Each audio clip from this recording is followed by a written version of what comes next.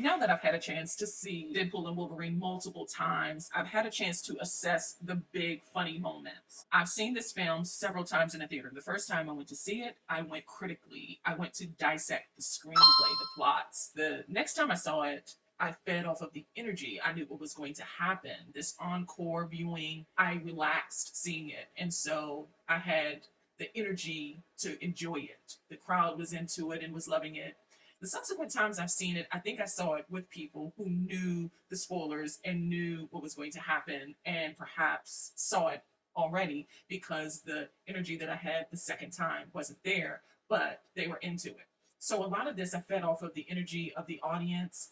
But when I got a chance to relax and consume Deadpool and Wolverine as it was meant for fans, because a lot of this is fan service, I had a chance to see it and enjoy it and luxuriate in the big comedy set pieces. And I gotta say, every subsequent time I saw this film, these 10 moments were just as funny as my second time seeing it. So I have consolidated what is full of jokes into 10 of the best moments and an honorable mention. With that said, let's jump right in. Coming in at number 10, the Fox Deadpan. Of course, Ryan plays Deadpool. He plays Wade Wilson. He's been abducted from his world because Mr. Paradox wants to use him for another purpose. He sees his future and he wants to use him for another purpose and end his world so that he can rule the TVA. He wants to prove himself in that respect. And so Deadpool is in the TVA room and he's seeing some of the flash forward moments, and he is so excited that he gets to join Marvel because he sees he's going to be a part of the Avengers. He sees Thor on the screen. He's crying. He says he's crying, but he realizes that he's going to serve a bigger purpose. And so he goes to the camera, the physical camera on set, headbutts it. It cracks. He says, "Suck it, Fox. I'm going to Disneyland. Get it is so hilarious to me. And then he runs back and he ends up finding out that, oh no, you might be joining Marvel, but the people you love most are going to die. In the same scene in the TVA offices, Deadpool gets to get fitted for his custom suit, and he is taken into this room and measured by the seamstress who is feeling up on his body. And once he's fitted for his suit, exits the elevator and comes back into the room, he is so excited, but he's like, your seamstress is a predator. I cackled so hard. It's so funny. There are a lot of references to movies and series in this film. This one specifically was targeted to rom-com lovers, especially in the 80s. So it's Wade Wilson's birthday. He has 9 of his best friends in the world at this party. And as he's blowing out his candle, he gets a knock at the door. Turns out it's TVA agents coming to collect him, to abduct him really from his world. And he treats them as if they are in costume and are strippers for his party, as if they are party favors. And he says, this is not Pretty Woman. We're kissing. It was set up so well. If you love Pretty Woman and you know that iconic section of the movie where Richard Gere and Julia Roberts as these characters are discussing the terms and parameters of this one night stand they're having, and Julia Roberts says, I don't kiss on the lips. So he sets that up so well. I was tickled by it. I laugh every time I see that section of the film. I love that he does this. If you didn't know, Deadpool, Wade Wilson, is pansexual, and so he is open to dating anyone. And if you know that going in, then you'll get the joke even if you don't like Pretty Woman or haven't seen it. So like I said, there are a lot of Easter eggs in this film and a lot of references to movies. And this is set up a few scenes previous to this one. They are in the wasteland, which they've already acknowledged this could be IP infringement from Mad Max. They acknowledge that.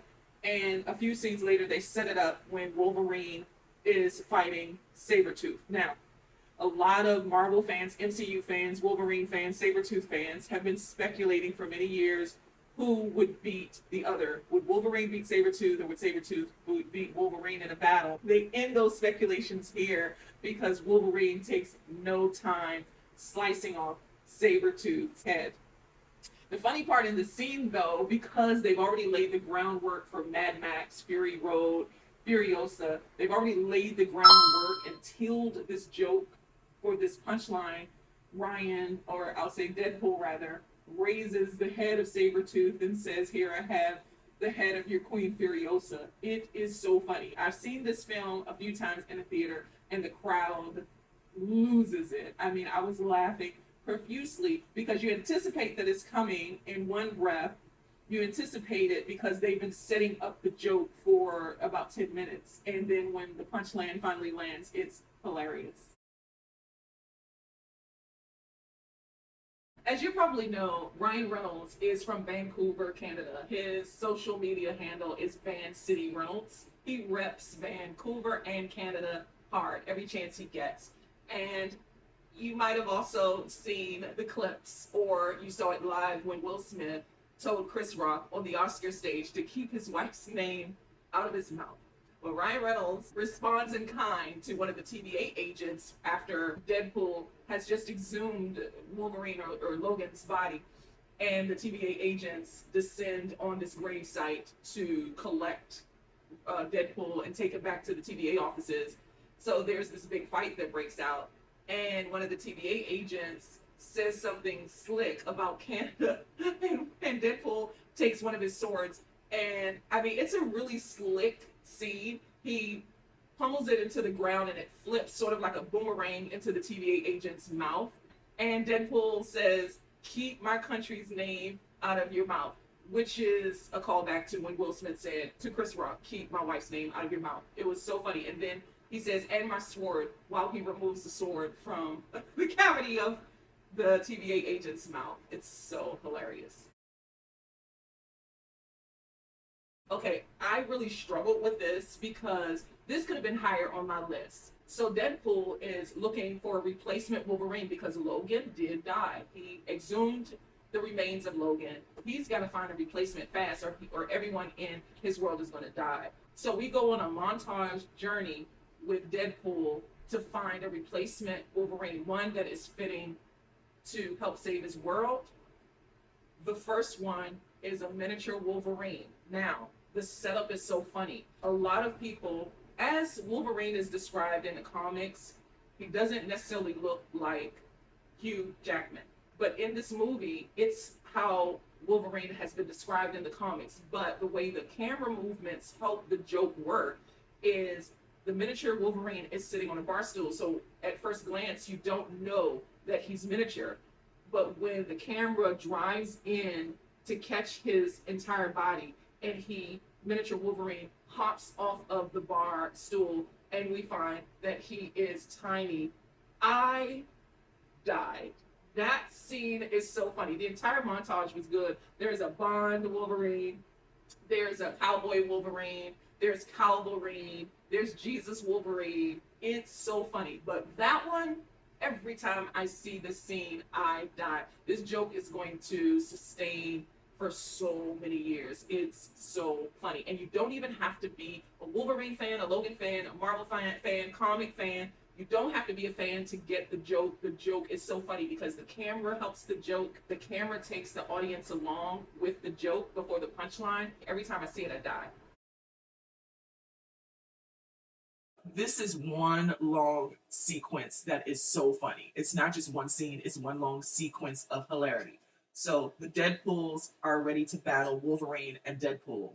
Before they can battle, though, Dogpool crashes into the chest of Deadpool. She's chosen who she wants to be her papa, but it's interrupted. It's short-lived by Nicepool, who runs after her. At this point, Deadpool is ready for Nicepool to be dead because not only will he be able to have Dogpool, but he'll also be able to have his gold-plated guns. But they have an exchange. Again, this is a callback to movies. Ryan Reynolds not only starred in Van Wilder, but he also starred in The Proposal with Sandra Bullock. And Deadpool calls Nicepool Van Wilder. And in response, Nicepool says, "I can gently break the fourth wall too."